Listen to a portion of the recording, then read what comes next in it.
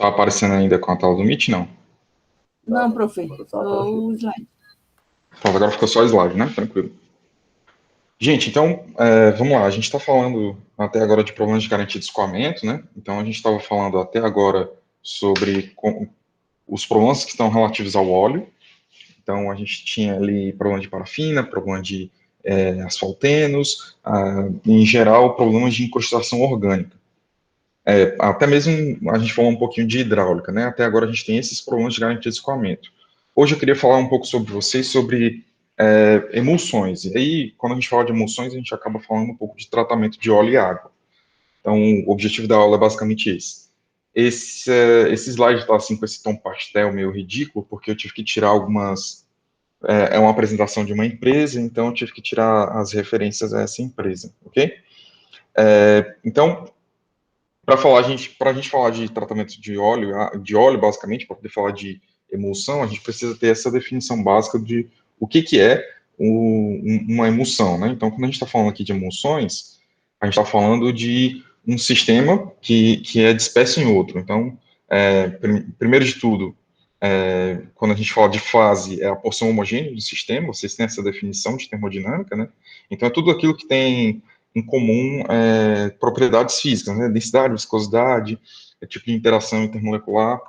Então, um exemplo disso, aqui você consegue observar 3 fases, né, nessa garrafinha. Você consegue observar essa fase aqui mais clara, aqui embaixo, típica da água. Você tem essa fase escura aqui, que é uma fase tipo óleo, e você tem aqui a parte que tem o ar, né, porque a gente sabe que é ar, porque a gente está com a garrafinha, mas se tivesse dentro de um separador, isso aí seria a parte que teria o gás, ok? Então, o que a gente consegue observar aqui disso, né? Primeiro, você consegue inferir aqui que, por ação da gravidade, a água tem uma densidade maior do que o óleo, porque ela está sedimentando, ela está lá embaixo. Então, basicamente, essa é a informação que você tem somente visual, somente por saber que você tem a ação da gravidade nesse sistema. Então, se isso é uma fase, a gente chama então uma fase óleo, fase água, e aí o que a gente precisa agora é entender o que é uma emulsão efetivamente, né? Quando a gente fala de emulsões, a gente está falando então de uma dispersão. O que é uma dispersão? É uma fase que você tem denominada como fase dispersa, que ela está, obviamente, dispersa na fase contínua. Como assim? Então, aqui a gente tem um exemplo de uma micrografia típica, né? Então, a gente está aqui na ordem de micrômetros, é muito pequenininho. Então, tudo que você vê aqui como marrom ou preto é a fase contínua, enquanto que o que você vê aqui como mais claro é a fase dispersa. Isso daqui é uma emulsão, que é uma emulsão do tipo água dispersa no óleo. Então, a gente chama de uma emulsão água-óleo, ok? Então, emulsão é um tipo de dispersão. Você pode ter vários tipos de dispersão, tá? Essa dispersão pode ser do tipo gás no líquido, que normalmente a gente chama isso de espuma, né? E vários outros tipos que a gente ainda vai falar um pouco. Hoje eu quero focar basicamente nas que a gente vê realmente em campo. Essa daí é um dos problemas que tem, especialmente para campos maduros. Quando a gente está falando de campos maduros, você está falando de campos que você tem uma alta injetividade de água, muitas vezes essa água contém alguns produtos químicos que podem induzir a formação de emulsões. É um dos problemas que a gente vê muito presente em campos maduros, ok? Então, a gente tem aqui fase dispersa e fase contínua. Essas são as definições interessantes do que a gente tem aqui nesse slide. A separação dessa água emulsionada. Então, ela depende basicamente do uso de agentes desemulsificantes, ou seja, de produtos químicos e de equipamentos especiais. Então, você utiliza a diferença das propriedades das fases como sendo a força motriz dessa separação. Então, por exemplo, uma diferença básica que você tem é a indução de um campo eletrostático, e aí a condutividade e a reação a esse campo eletrostático do óleo e da água são diferentes. Então, você pode utilizar esse campo elétrico como sendo uma forma de você motivar a separação, de você alinhar as gotas de água e propiciar a separação. Então, é por isso que a gente tem o que a gente chama de tratador eletrostático. Então, você tem normalmente a influência da temperatura, desse campo elétrico, tudo isso como sendo uma motivação para que você tenha uma força motriz para a separação. Isso é bem usado em campos offshore, enquanto que plantas onshore, você tem os tanques de separação, eles podem ser maiores do que as plantas offshore, então não tem porque você gastar dinheiro fornecendo esse campo elétrico. Então, você tem então tanques de lavagem ou até tratadores termoquímicos, que você junta a adição de um agente desumidificante com um aumento da temperatura daquele fluido, ok? Então, em base, a gente vai falar sobre emulsões. Então, a gente sabe que a emulsão é uma mistura de dois líquidos immiscíveis. Então, por immiscíveis, o que eu quero dizer? Eu quero dizer que eles, em teoria, eles não deveriam estar misturados.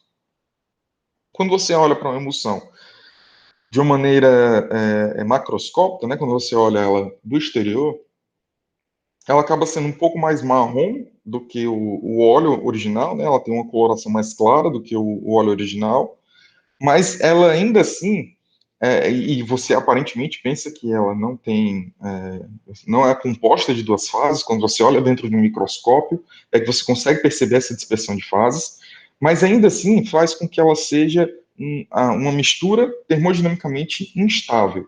Ou seja, a tendência de toda emulsão é separar, a não ser que ela tenha mecanismos de estabilização, que é o que a gente vai ver hoje, alguns mecanismos de estabilização de emulsões, ok? Então você tem aí esses dois líquidos immiscíveis e esse filme estável é constituído do que a gente chama de agentes emulsificantes, né?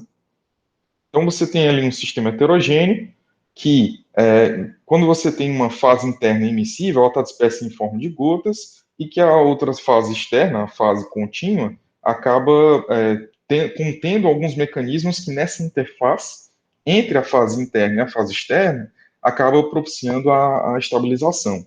Então, em campo, você tem a informação que as gotículas elas giram em torno de 0,1 a 100 micrômetros. Então, são emulsões, o que a gente vê em campo de petróleo. Então, a emulsão aqui à esquerda, ela tem claramente uma distribuição binodal, né? Você consegue até ver qualitativamente. Você tem gotas muito pequenas junto com gotas muito grandes, enquanto que aqui você tem uma dispersão mais contínua, né? Você tem gotas desde pequenininhas, tamanhos médios, até os tamanhos maiores. Provavelmente, essa emulsão aqui da esquerda se trata de uma emulsão menos estável ou mais instável do que a emulsão aqui da direita. Você observa que essas gotas aqui até estão um pouco mais separadas do que essas aqui. Aqui você já tem grandes aglomerados de gota que conseguem ser separados. Aí, por que isso é interessante, você ter essas gotas bem grandes? Primeiro, isso indica que você tem um mecanismo de coalescência favorecido. O que é coalescência? Né? Você tem duas gotas separadas, e aí quando elas se aproximam e encostam, você consegue drenar o filme entre uma e outra, e ela se torna uma gota maior. Então, se esse processo de coalescência existe, então você tem gotas maiores, e com essas gotas maiores, elas sofrem uma ação da gravidade e conseguem fazer com que ela se separe efetivamente da fase de espécie. Então, isso acaba facilitando a separação de fases de emulsões, ok? Então, repetindo, você tem, nas emulsões, você tem um sistema que é um sistema instável coloidalmente, né, termodinamicamente instável. Você tem alguns passos para a separação, que a gente vai ver daqui a pouco, mas você sabe que a coalescência é das etapas principais para essa separação, e que, além disso, você tem tamanhos aí de 0,1 até 100 micrômetros, ok? Os tipos mais comuns de emulsões, né? Então, eu descrevi para vocês o que é essa gíria aqui, né? Emulsões A/O é uma emulsão água em óleo. Então, é a emulsão com a gotinha clarinha dispersa no óleo. Então, você tem a fase contínua como óleo, a fase dispersa água, e isso daqui é uma emulsão de petróleo. A emulsão inversa, é a emulsão óleo em água, é quando o óleo é a fase dispersa, enquanto que a fase contínua é a água. E isso daqui a gente chama de água oleosa. E essa água, normalmente, quando você está falando de processo de separação, você vai ter uma corrente que você tem uma fase muito rica, ou seja, com uma fração de óleo muito grande, enquanto que você vai ter uma fase separada, né, do primeiro tanque de separação, com um teor de água muito alto. Só que aí você ainda pode conter um pouco de óleo na água e um pouco de água no óleo. Esse processo de refinamento, para você enquadrar tanto o óleo dentro da especificação BSW, quanto a água dentro da especificação para descarte, especialmente quando a gente está falando de campos offshore, aquela água produzida, você precisa enquadrar ela dentro do aspecto ambiental para que você possa fazer o descarte dela direto no mar. Ou então você vai ter que gerenciar a água. Só que esse gerenciamento de água, tanto você fazer o processo de reinjeção, quando você tentar produzir, levar essa água para outro lugar, não é viável. Então, offshore, quando a gente fala de offshore, a gente sempre vai procurar enquadrar a água dentro da especificação ambiental, para que a gente possa, então, conseguir fazer o descarte diretamente no mar. Então, aqui tem algumas especificações, né? Então, você pode ter até, o teor de água pode atingir até 70% em volume. Então, quando a gente fala do teor de água no óleo, se você tem uma emulsão estável, isso vai acarretar diversos problemas quando você estiver produzindo, tanto aumento de corrosão, diminuição de vida útil de equipamentos, quanto você também vai ter o óleo fora de especificação. Então, se você tem um óleo com 70% em volume de água, isso nunca foi óleo, né? Isso é só uma sujeira. Então, quando a gente está falando de águas oleosas, o teor de óleo emulsionado, ele vai ficar realmente em torno de 1% em volume. Elas são emulsões assim, mais fáceis de você conseguir remover, justamente devido à viscosidade da água, que é bem menor do que a viscosidade do óleo normalmente, né? Os tipos mais comuns de emulsões. Então, a gente tem aqui a emulsão água-óleo contra a emulsão óleo-água. Então, você tem aquela coloração marrom escuro nessa emulsão água-óleo, viscosidade superior à do petróleo desidratado. Então, quando você tem a água dispersa no óleo, você tem um aumento da viscosidade do petróleo, ok? Então, isso aumenta o custo de bombeamento, aumenta o custo energético do reservatório para a produção, para a explotação do óleo. E você acaba tendo a gota de emulsão que fica coesa quando ela está jogada na água pura, né? Então, é uma característica de como essa emulsão ela permanece ali ainda como sendo um bloco de dispersão, não consegue se espalhar quando você joga essa emulsão dentro da água, né? Então, quando você joga mais água, a emulsão ela não se desfaz, ela continua a mesma.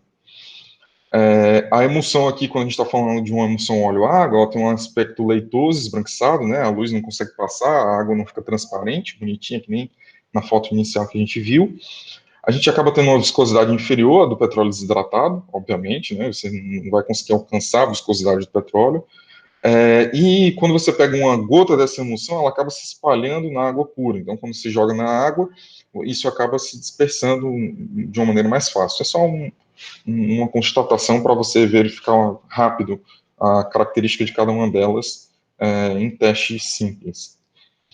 Emulsão estável. Então, quando a gente está falando de emulsão estável, a gente precisa ter algumas condições para que você tenha a formação dessa emulsão estável. Então, primeiro é o contato dos líquidos. Então, se você não tiver um campo que está produzindo água, o risco dele apresentar emulsões é muito baixo.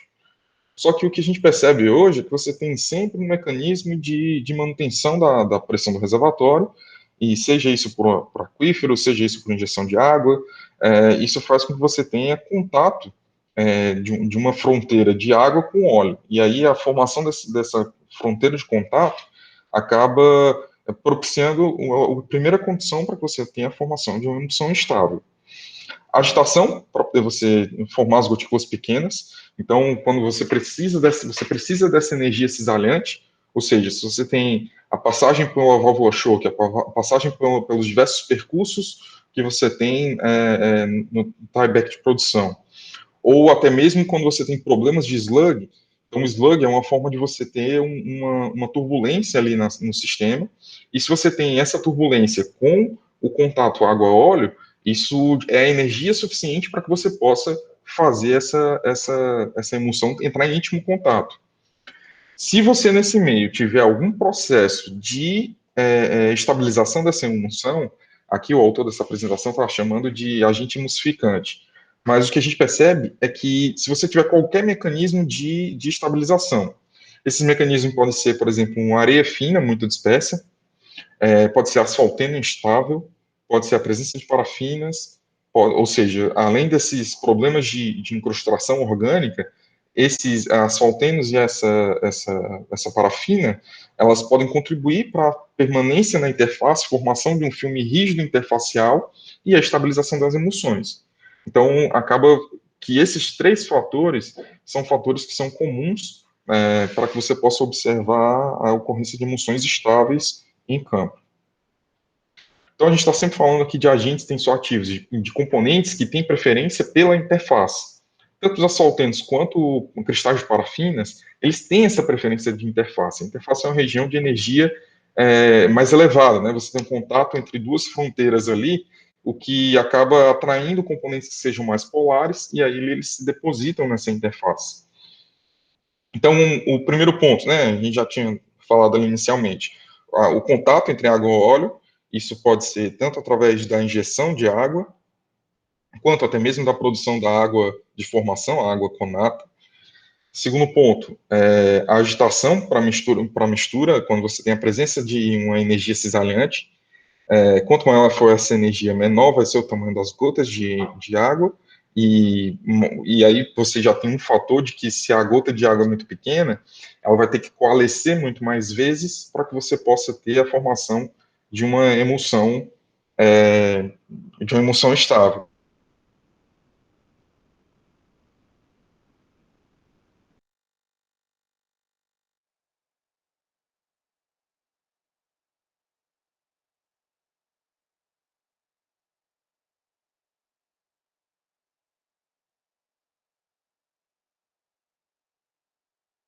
Travou para tu, Moacir? Travou. Para mim também. Travou, travou. Tá aquecido minha internet, tá caindo desde hoje de manhã. Fiquei preocupada, porque eu achei que fosse eu aqui. Pois é.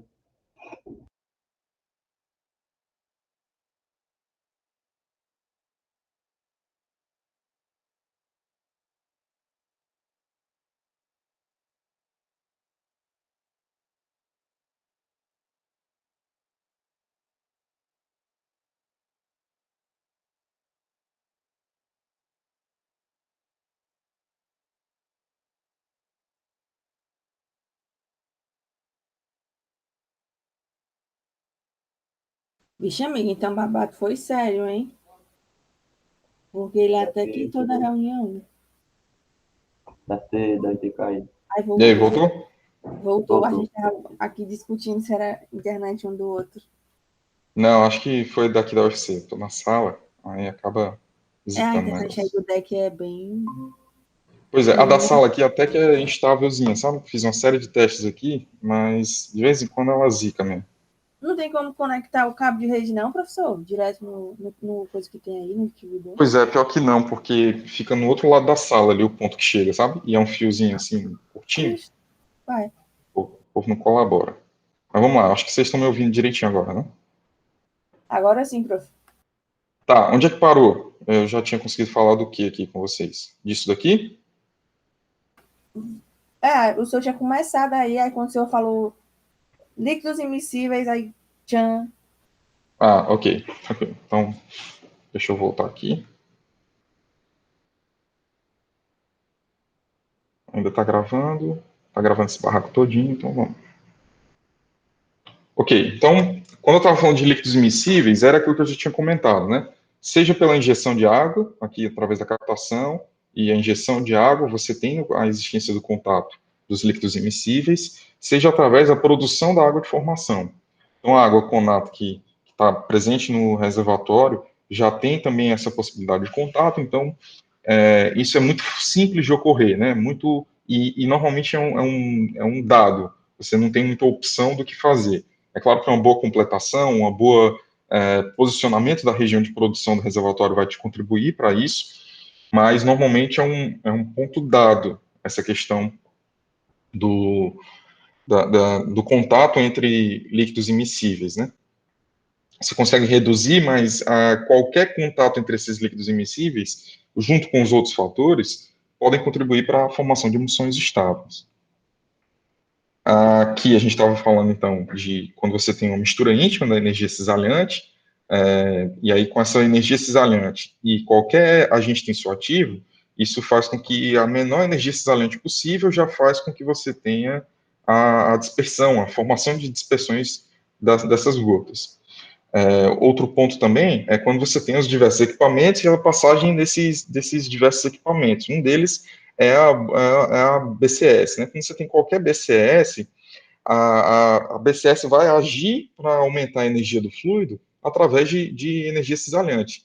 Então, você acaba automaticamente propiciando esse mecanismo. Então, não só a questão da formação de slugs, não só a passagem natural pelos diversos componentes estáticos, né, como válvulas de choque, ou a própria passagem na árvore de Natal ali, isso propicia, mas também quando você tem qualquer agente que faz com que você aumente a energia do fluido para a produção, seja BCS ou até mesmo processo de gás lift, você acaba aumentando também a energia cisalhante deles e contribuindo para que você tenha um contato íntimo do que você tem ali entre os líquidos immiscíveis. Quando você tem isso tudo junto, com a existência de um agente emulsificante, isso faz com que você tenha essa absorção dessa energia muito mais efetiva, essa dispersão, essa formação de gotas de água cada vez menores, e isso faz com que você tenha realmente uma emulsão mais estável. Então, acaba que você procura a formação de uma maior superfície, quando você tem a presença de um agente emulsificante, e aí que você vê numa conta rápida, né, o mesmo volume de água, mas disperso em 2 gotas, você acaba tendo um aumento dessa área superficial. E aí esse aumento dessa área superficial é justamente o efeito que você tem com a presença de um agente emulsificante. Ok? Tranquilo. Então, continuando aqui falando então sobre a presença de um agente desemulsificante, o que a gente espera que ela, como eu defini para vocês, né, que uma emulsão é uma mistura que é termodinamicamente instável, sem a presença desse agente emulsificante, né, não confundir com desemulsificante, que a gente vai comentar ainda, isso acaba fazendo com que você tenha essa formação da menor área possível, se ela fosse naturalmente instável, mas quando você tem a presença de um agente emulsificante, isso faz com que as gotículas elas permaneçam dispersas. E aí, esses agentes aí são presentes naturalmente no petróleo, eu já mencionei alguns para vocês. Seja asfalteno, seja a presença desses sólidos, e aqui é uma imagem interessante.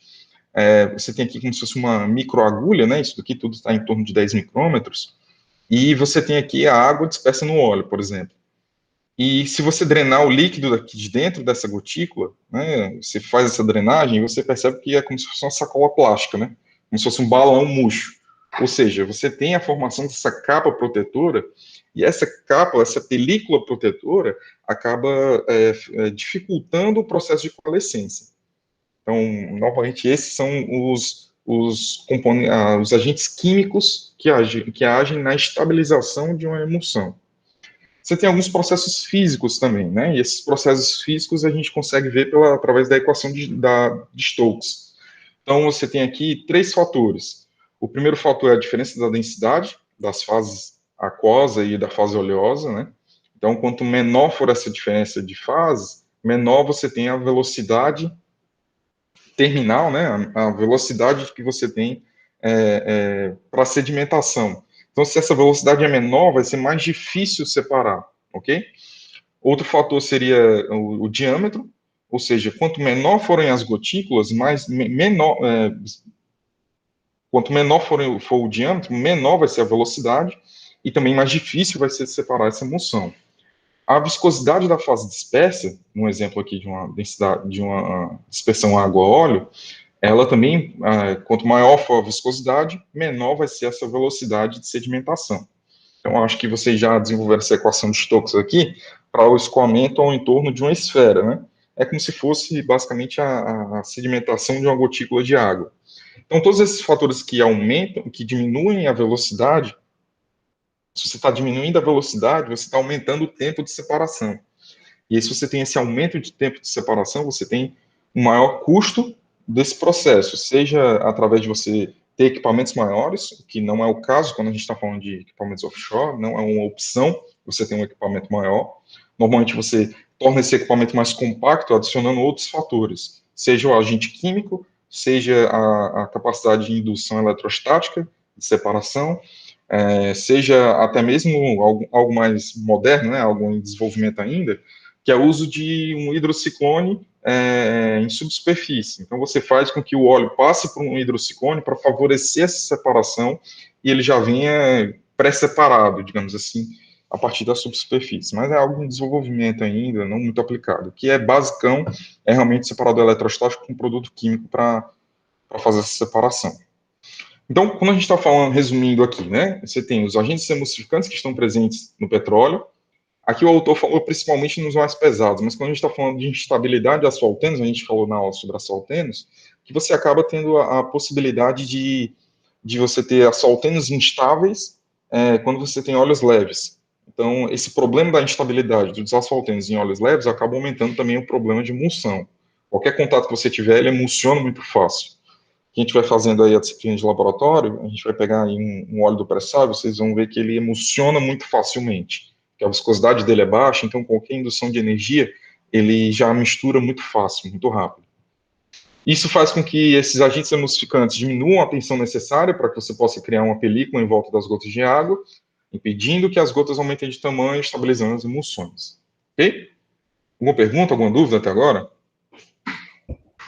Tudo bem, professor. Não, tudo claro. Sucesso, sucesso. Então, estou tentando não matar vocês de tédio aí para a gente ir conversando. Vamos lá.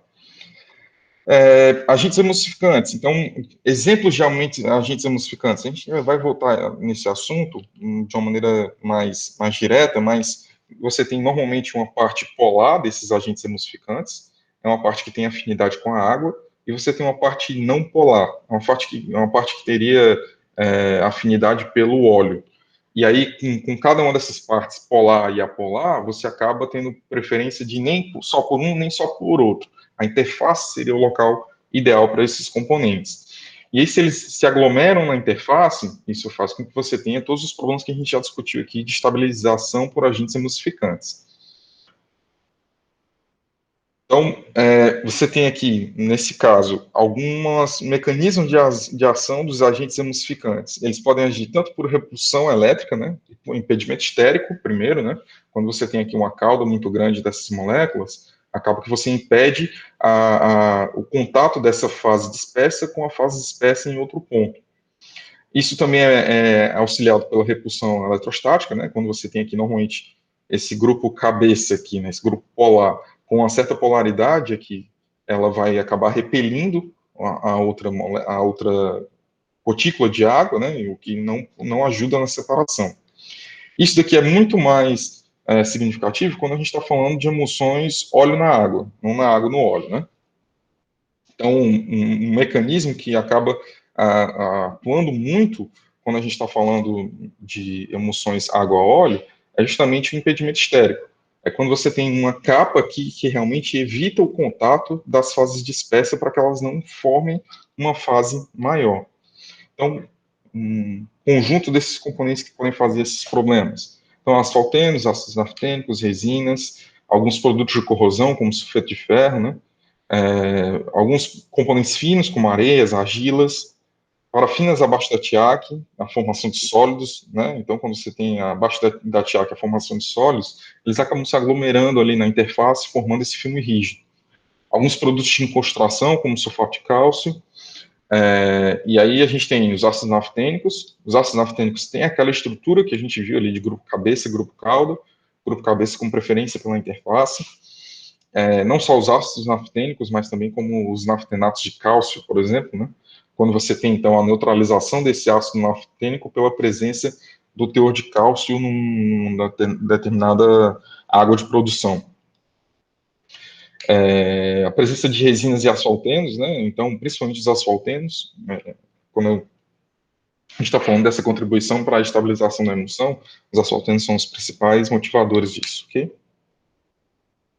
Aqui o autor vai sempre falar mal dos petróleos mais pesados, porque realmente eles têm esse problema justamente por serem mais pesados, por terem um maior grau API, isso induz a uma maior densidade, e aí você tem aquela redução daquele termo de diferença de densidade da lei de Stokes. Então, os petróleos pesados já têm esse mecanismo físico, né? Isso junto com a viscosidade acaba propiciando realmente esse ponto. E normalmente os petróleos mais pesados, eles estão também em áreas de produção de campos mais maduros, né? Principalmente aqui no Brasil, a realidade desses campos de óleo pesado, eles são a realidade de produção madura.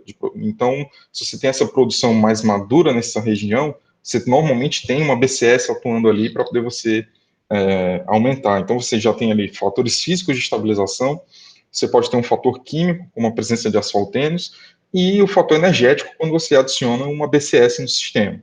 Ok? Então, acabei de falar aqui da densidade do grau API, como é que ele influencia, né? Então, se você tem aí uma mudança aqui no grau API, do grau API 31, de um óleo leve para um óleo médio, você já sai de uma densidade de 0,87 para 0,90. Então, acaba que os petróleos pesados apresentam esse ponto de densidade, como eu já tinha comentado para vocês. Então, revisando aqui mais fatores aqui do que a gente está falando. Tamanho da gotícula de água, tipo e quantidade do agente emulsionante, quantidade da fase espessa, viscosidade do óleo e a idade da emulsão. Parece piada, né, quando a gente está falando de idade de emulsão, mas o fato é que a gente está falando de quanto mais tempo você manter a água em contato com o óleo, mais difícil vai ser para que você possa ter a reversão dessa emulsão, porque os agentes continuam se difundindo para a interface, fazendo com que essa interface aumente a sua rigidez. Então, quando você tem alguma parada devido ao problema de emulsão, o problema de emulsão vai se retroalimentar ali para poder você ter um aumento da dificuldade da remoção dessa emulsão. Então, voltando para esses fatores, né? Tamanho das gotículas de água, comentei agora com vocês que quanto menor as gotículas de água, mais difícil vai ser quebrar a emulsão. O tipo e quantidade do agente emulsificante, a concentração do agente emulsificante, o que você tem ali de presença desse componente, a característica surfactante. Quanto mais surfactante, mais difícil vai ser você arrancar ele da interface. E a capacidade de difusão dele para a interface, né, a velocidade de migração para a interface. Esses fatores, eles dependem também, juntamente com aqueles fatores mecânicos que eu falei para vocês, né, grau API, viscosidade, etc.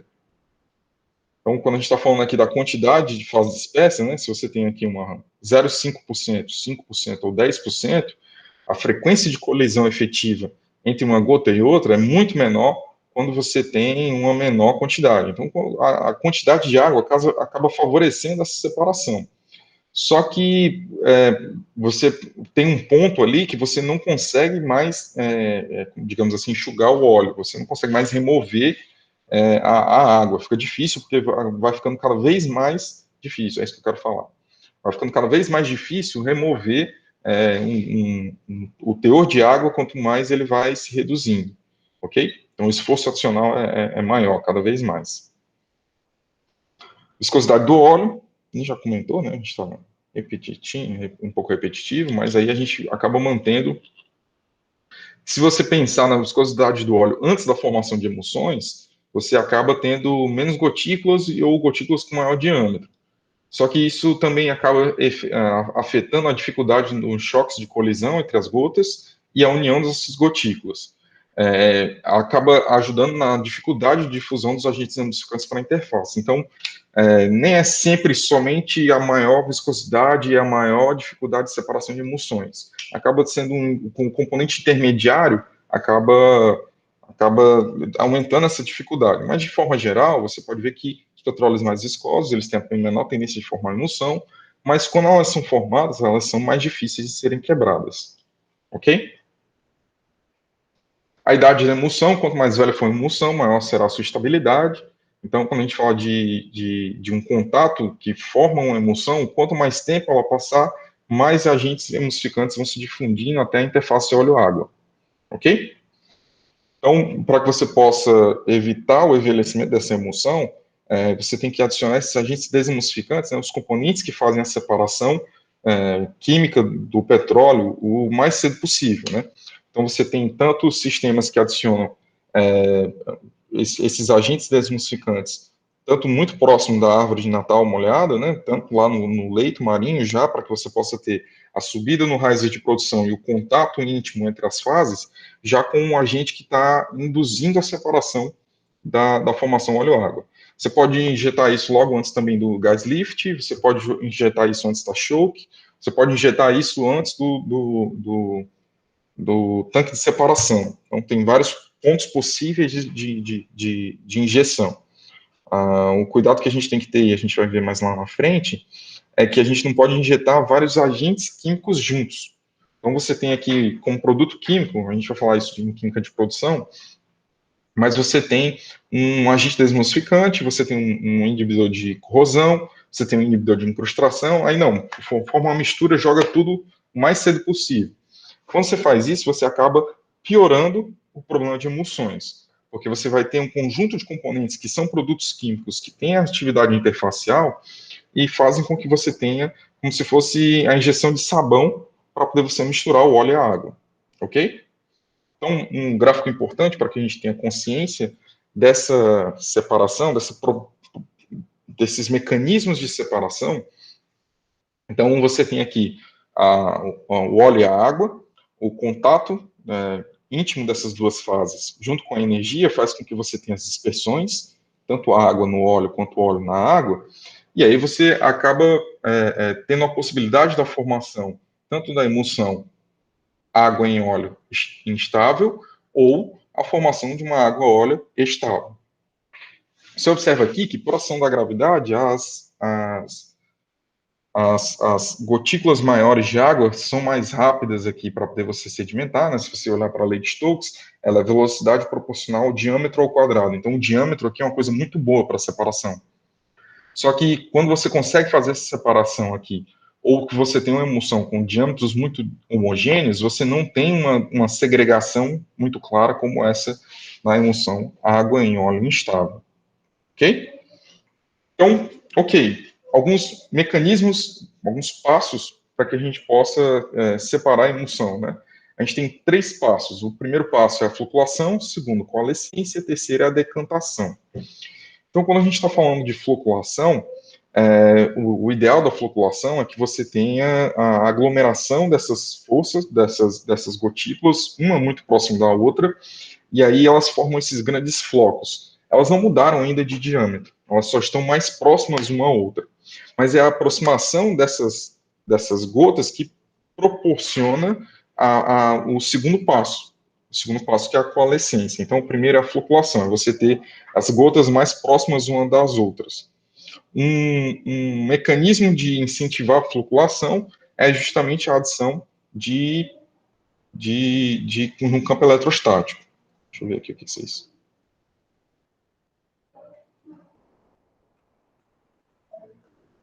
Eu levantei a mão, professor. Eu tenho uma pergunta. Diga lá, pode falar. Por exemplo, a gente pega lá o óleo que está emulsificado, né, e tal. E aí, para a gente escolher o agente que vai colocar, né, para separar, a gente faz um estudo do óleo que tem lá para saber qual que tem a maior afinidade, assim, tipo, a espectrometria de massa, essas coisas assim, para saber qual que vai ser mais afim. É isso? Isso, só que é mais simples do que a espectrometria de massa. Na verdade, você faz um negócio que é chamado de bottle test, né? Teste de garrafa. Uhum. Então, você vai pegar água e óleo, vai misturar uma com a outra, vai formar uma emulsão estável. Nessa emulsão estável, que está misturada ali água e óleo, você vai adicionar o seu agente desemulsificante, vai avaliar a separação.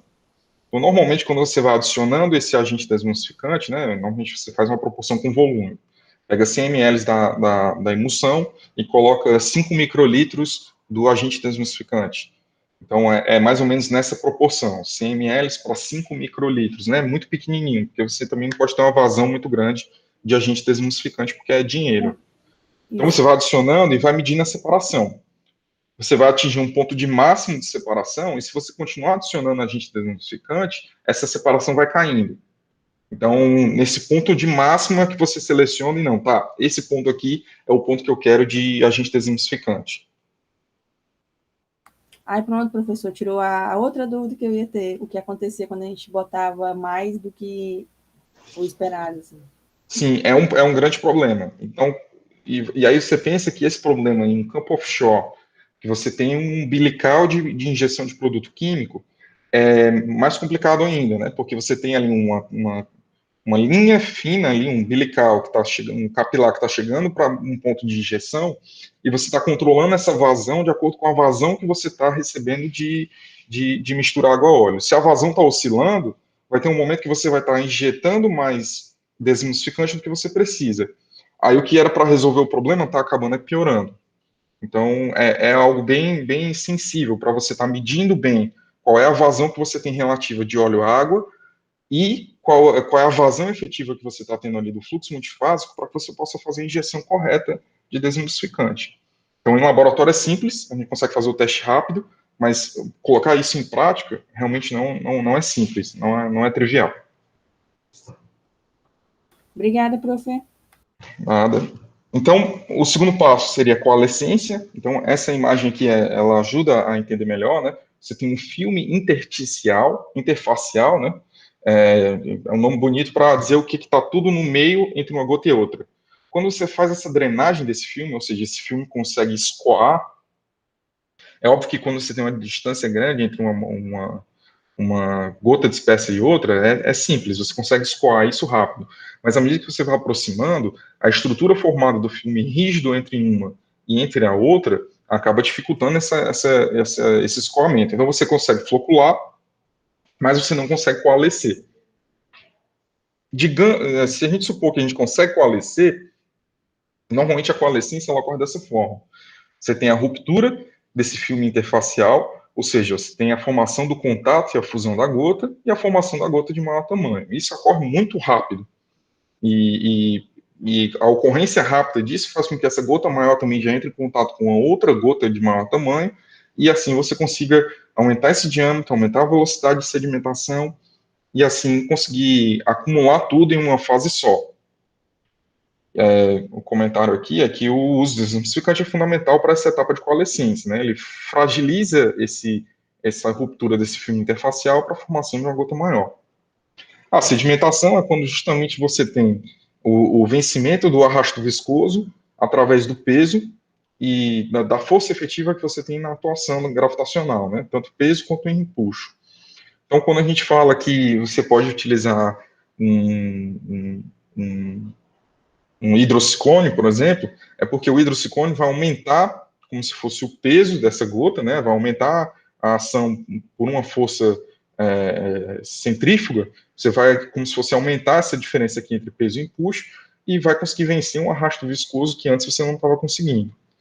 Seja pelo que for desses fatores, né? Novamente, a lei de Stokes aqui, ela serve para um regime laminar, mas também acaba que o que influencia aqui para o aumento ou redução da velocidade continua verdade mesmo em um escoamento um pouco mais turbulento, ok? A gente já falou da lei de Stokes direitinho. E aqui alguns fatos, né? Então, a velocidade de sedimentação vai ser maior quanto maior for a diferença da densidade, vai ser proporcional ao diâmetro da gota, ao quadrado do diâmetro da gota, né? Então, ela, como é quadrática, acaba sendo muito importante o aumento do diâmetro das gotas dispersas. Ela é inversamente proporcional à viscosidade do óleo, quanto maior a viscosidade, menor a velocidade de sedimentação, e ela aumenta com o aumento da temperatura, ou seja, quando você aumenta a temperatura, você vai ter uma variação das densidades, mas a variação das densidades é muito próxima, varia muito pouco.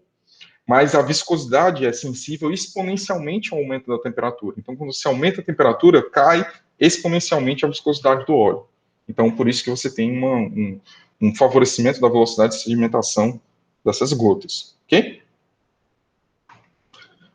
Então, resumo, né, até agora do que a gente precisa. A gente precisa aumentar a temperatura, a gente pode adicionar água, a gente pode utilizar uso de superfícies molháveis, a gente pode ter a adição de um desemulsificante ou o emprego de um campo elétrico.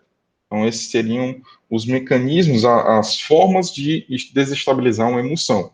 Justamente elas estão ligadas diretamente aos fatores de estabilidade.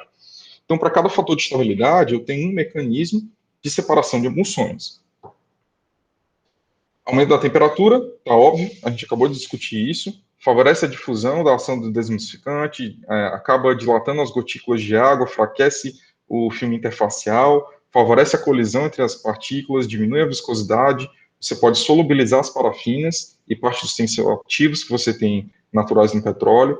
Então, aumento da temperatura é básico, é assim, se você aumenta a temperatura, você facilita muito a separação. Especialmente quando a gente está falando de petróleos pesados. No processamento de petróleos pesados, acaba que a temperatura é essencial para isso, porque talvez somente com a temperatura e um maior tempo de separação, quando a gente está falando de um campo onshore, já pode ser o que é necessário para desestabilizar a emulsão. Então, um exemplo disso é algumas das altas temperaturas que você tem em campos offshore, né? Então, um processamento na P34 que estava utilizando 90 a 140 graus e a outra de 120 até 140 graus. Então, são temperaturas realmente muito altas para que você possa facilitar essa separação, ok? Outro benefício é a diminuição da formação de espuma. A gente ainda vai falar sobre espuma, né? E aí, a desvantagem do aquecimento excessivo é que você tem aumento de gasto de energia, você tem a perca de leves do óleo, então acaba que a densidade do óleo final, depois desse processamento, é maior do que aquele óleo que você recebeu inicial, pela perca dos componentes leves. Você vai aumento da densidade do óleo, aumento de gasto com manutenção, né? Tudo que você pensa em equipamento que está operando numa temperatura mais elevada, ele é um equipamento mais custoso para você mantê-lo. Então, você tem aumento de processo de corrosão, aumento de risco operacional. Então, tudo que tem temperatura mais elevada, você aumenta riscos de acidente, você aumenta todos os riscos do processo devido a essa presença dessa alta temperatura. E você tem o aumento da solubilidade da água no óleo, o que dificulta o enquadramento do teor BSW. Professor, mas o senhor acabou de falar que o óleo e a água são immiscíveis. Sim, eles são immiscíveis. Só que se você tem uma temperatura mais elevada, você acaba aumentando um pouco mais você acaba aumentando mais essa solubilidade. Você pensa que o óleo está enquadrado, porque você está medindo a água dispersa, mas acaba que, no final das contas, quando você reduz a temperatura, aquela água que estava dispersa retorna a água que estava solubilizada acaba virando água dispersa pela redução da temperatura. Só que isso vai acontecer mais na frente do processo, podendo tirar do enquadramento do teor BSW do óleo, ok? Então, a outra forma é a adição de água. Então, a intenção da adição de água é justamente você fazer o aumento dos choques efetivos. Só que aí, quando você aumenta esse número de choques efetivos, você pode acabar tendo problemas de diluição do agente emulsificante. Você está aumentando o volume sobre o qual ele tem que ter efeito. E acaba que você entra num jogo de forças, né? Isso é muito utilizado como sendo o primeiro processo que você está recebendo nas refinarias, né? Então, você ajuda, a principal vantagem disso para uma refinaria é você reduzir o teor de sal presente no óleo, porque quando você está aumentando muito a temperatura, você vai acabar depositando esse sal na coluna de destilação ou nos outros processos. Então, você joga a água, lava, né, realmente um tanque de lavagem do óleo inicial, e aí essa lavagem acaba tanto retirando o sal no processo de dessalgação, quanto acaba favorecendo a remoção da água que estava ali dispersa ainda por qualquer outro que seja o motivo. Os superfícies molháveis, então essas superfícies molháveis é como se fosse você tentando reter as gotículas de água nessas superfícies, porque elas são hidrofílicas, e acaba você mexendo na formatação e quebrando aquele filme interfacial, favorecendo a coalescência dos componentes. Então, isso você tem algumas superfícies metálicas, fibra de vidro, algumas palhas, e muitas vezes, quando a gente está falando de separadores gravitacionais, você tem as placas coalescedoras no interior dos separadores gravitacionais. Então, é como se fosse uma grelha que fica ali dentro do separador, que quando o óleo vai passando ali emulsionado, ele acaba favorecendo o contato da água que tem ali dispersa dentro do óleo e favorecendo a separação efetivamente. Os superfícies molháveis, aí agora a gente vai falar de adição do agente desemulsificante, a gente já falou disso umas 3 vezes, só que aqui é do ponto de vista do processo, né, de você jogar o componente ali dentro para que você possa separar. O ponto de injeção é interessante que você tenha uma determinada turbulência para que você possa fazer a difusão do agente desemulsificante, só que é claro que se você tiver uma turbulência muito grande, você vai facilitar a emulsificação. Então, você vê que todo processo aqui pode ajudar, se você colocar demais, você acaba prejudicando o processo. Então, é um ponto de equilíbrio muito sensível do processo que você tem para quebra de emulsões. Né? É algo que essa parte de emulsões é um conceito bem antigo, todo mundo sabe que dá problema, todo mundo sabe quais são os problemas que dá, mas todo mundo continua estudando porque você continua tendo muitos fatores que influenciam ao mesmo tempo, e aí esses muitos fatores influenciando ao mesmo tempo acaba que prejudicam a generalização da solução. Então você tem que ter uma solução aplicável para cada problema que você está encontrando. Você tem que fazer o diagnóstico correto para você propor quais são as alternativas interessantes. Outro ponto é a adição do desemulsificante. Então, continuando no ponto de adição de desemulsificante, você tem o problema de envelhecimento da emulsão, que dificulta mesmo com a ação do desemulsificante. Então, quanto antes você colocar o agente desemulsificante, mais fácil vai ser a quebra da emulsão. Você tem, então, alguns agentes desemulsificantes, como eu falei para vocês, que você pode colocar no gás lift ou na árvore de Natal molhada, só que esses produtos eles são mais custosos, né? Eles têm um custo, porque eles têm que suportar tanto a pressão quanto a temperatura que você está fazendo com que ele chegue até o fundo do mar. Então, mas ao mesmo tempo você tem um menor consumo desse produto, porque não tem tempo da formação da emulsão. Então, é um jogo ali meio que econômico de você avaliar o produto, qual o ponto de aplicação e qual é a eficiência relativa para ele. E aí o consumo também relativo, né? Então, é tudo uma avaliação econômica, um estudo que tem que ser feito. Diminuição da viscosidade ao longo das linhas de produções de Heiser, o que pode gerar um ganho na produção, né? Se você diminui essa viscosidade, né? Se você estava produzindo emulsão, ela tem uma viscosidade maior do que a do óleo. Se você adiciona o componente e essa viscosidade é reduzida, a perca de carga na linha de produção em Heiser vai ser menor, que favorece tanto a questão energética do reservatório, né?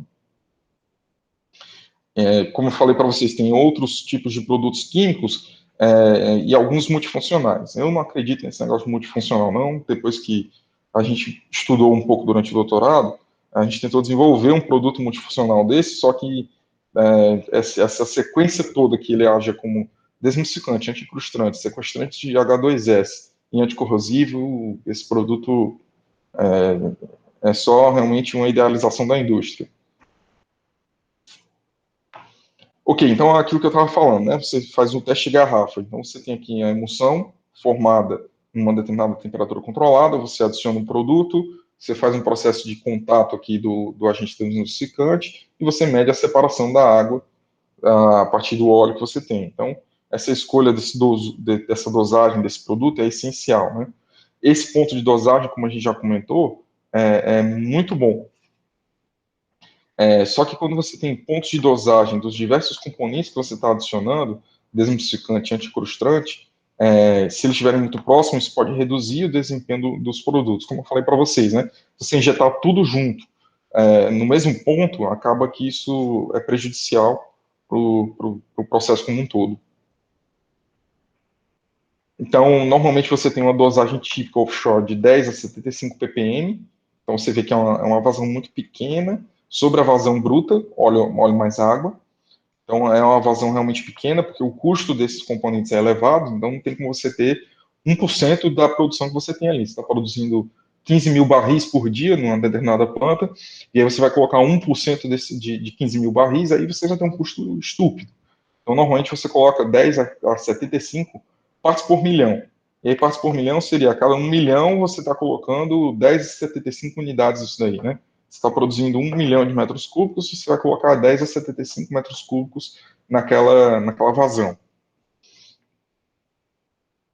A dosagem muito elevada de desemulsificantes pode aumentar os custos, diminuir a eficiência e dificultar o tratamento da água que está separada, né? Então, se você aumentar muito essa quantidade, você vai ter um particionamento de fase, né? Você vai ter uma quantidade do produto que vai estar no óleo, mas se você aumentar muito essa concentração, esses produtos podem ficar na água, e se eles estiverem na água, quando você tiver a água mais lá na frente, com o óleo disperso na água, vai ficar difícil de separar essa água devido à quantidade de produto químico que você adicionou. Emprego de campo elétrico. Pronto, essa figurinha aqui é o que ajuda a gente a entender o que é que acontece quando você tem uma gota, imagens de 1940, né? Mais ou menos, mas assim, está funcionando, né? Dá para entender. Você tem aqui uma gota sem aplicação de um determinado campo elétrico. Quando você tem a aplicação desse campo elétrico, você percebe que você faz com que a gota mude o formato. E nessa mudança de formato, ela acaba se alinhando com outras gotículas também parecidas com ela, o que faz com que você tenha o favorecimento do contato e da drenagem do filme interfacial. Além disso, você remove a questão da repulsão eletrostática entre as gotículas de água. Então, você acaba favorecendo o contato e o alinhamento. Com esse contato e alinhamento, acaba que você consegue induzir essas cargas e orientando segundo as linhas de campo que você tem no campo eletrostático, o que faz com que você tenha essa tração e o favorecimento desse processo de separação. Então, você tem ali dois elementos que você tem como fatores de operação, né? A polarizabilidade do óleo. Então, quanto mais fácil ele for de polarizar, mais fácil você tem, maior a atração eletrostática que você tem, né, nesse componente. Aí você tem diversos tipos de campo elétrico, né? Você tem o corrente alternada, o corrente contínua, mas aí o que interessa a gente lembrar realmente é desse ponto de corrente eletrostática. Então, quando você tem um campo alternado, você acaba mantendo essas gotas vibrando em uma distância maior e que as gotas grandes acabam promovendo a coalescência. Então, você tem aqui uma formação justamente de uma molécula mais esférica, menos esférica e elíptica, o que enfraquece um pouco a película de emulsificante. Você acaba esticando a película em alguns pontos, o que acaba rompendo. Quando eu falo película, é aquela formação da película daquele saco vazio, quando a gente viu aquela gotícula que estava cheia, e quando esvaziou, ainda permaneceu aquela interface, né, bem rígida. Corrente contínua, acaba que você fica meio que sacolejando, né? Você tem um fluxo vertical e essa corrente contínua, o que acaba que você acumula essas gotas nos eletrodos, formando gotas cada vez maiores, o que você consegue depois com o fluxo ir arrastando e favorecendo a sedimentação pela ação da gravidade. Então você tem os dois modos aí, de corrente contínua e corrente alternada. E o gradiente de tensão, que é a razão entre o campo elétrico que você tem ali, os eletrodos e a distância, acaba favorecendo também, né? Quanto maior o gradiente de tensão, maior a força de atração entre as gotículas, só que tem um gradiente de tensão crítico, acima da qual você começa a romper as gotículas. Então, de tanto você esticar essa gotícula aqui, vou mostrar aqui para vocês. Então, se você coloca um gradiente de tensão muito elevado, você pode romper essa gotícula por ação dessa força que está tornando ela elíptica. Então, se você rompe, você está induzindo, você está aumentando a formação de emulsões. Ok? Então, gradiente de tensão, esse fator, né? O gradiente de tensão crítico, a distância, né? Então a força de atração aumenta com a proximidade das gotas, então ele funciona muito bem para um alto teor de água, só que se isso aqui for muito alto, né, acaba tendo um limite pela condutividade elétrica do meio. Então, normalmente, quando você tem acima de 20% de teor BSW, você começa a ter problemas de aumento de condutividade. Então, você aumenta muito a condutividade, que você pode até fechar o circuito ali dos dois polos do campo elétrico. Ok? Então, isso daqui seria o desenho típico de um tratador eletrostático. E aí, esse tratador eletrostático aqui, você tem justamente o transformador, onde você tem os eletrodos, você tem aqui o controlador de interface óleo-água, você tem, então, a entrada da emulsão, observa que o fluxo aqui é como se fosse um fluxo vertical, em que você tem a separação para saída de óleo, e aqui a saída de água por baixo. Então, você remove aqui o óleo por cima e água por baixo, justamente para que você tenha esse diâmetro aqui, não o diâmetro radial, mas, deixa eu voltar aqui, não o diâmetro radial, mas esse diâmetro aqui na linha axial desse tambor, você tem uma interface muito grande e uma maior capacidade de trabalho, né? E aí, à medida que você vai tendo a entrada de emulsões aqui aproximadamente na linha, você tem aqui uma placa defletora para que você possa dar um impacto inicial e propiciar a separação, para que depois você tenha a remoção do óleo e a remoção de água por baixo. Então, isto aqui é um equipamento também semelhante a uma dessalgadora numa refinaria, e o mecanismo de separação é justamente para que você possa utilizar a questão do campo elétrico na separação das emulsões. Então, você tem aqui o tratador de óleo, ele é pressurizado, normalmente ele é horizontal, justamente para que você possa ter um maior contato, né, interfacial, para que você possa ter uma maior separação, maiores vazões ali de sedimentação.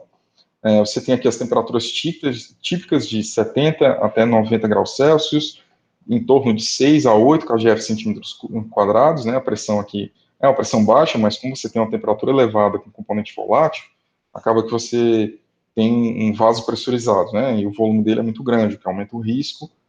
Você precisa ter questões de uma atenção específica para esse componente, né?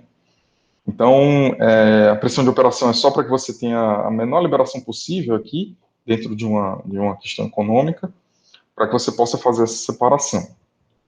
Tranquilo, gente? Então, a aula de hoje seria basicamente essa visão geral de emulsões, cada um dos fatores. A gente vai dar uma olhada ainda do ponto de vista dos agentes tensoativos, para cada um desses pontos, antes da gente conseguir. Então, a gente tem muita coisa para detalhar em cada um desses pontos, por isso que a aula de hoje foi só um overview do problema de emulsões e como é que a gente consegue resolvê-los. Vocês têm alguma pergunta?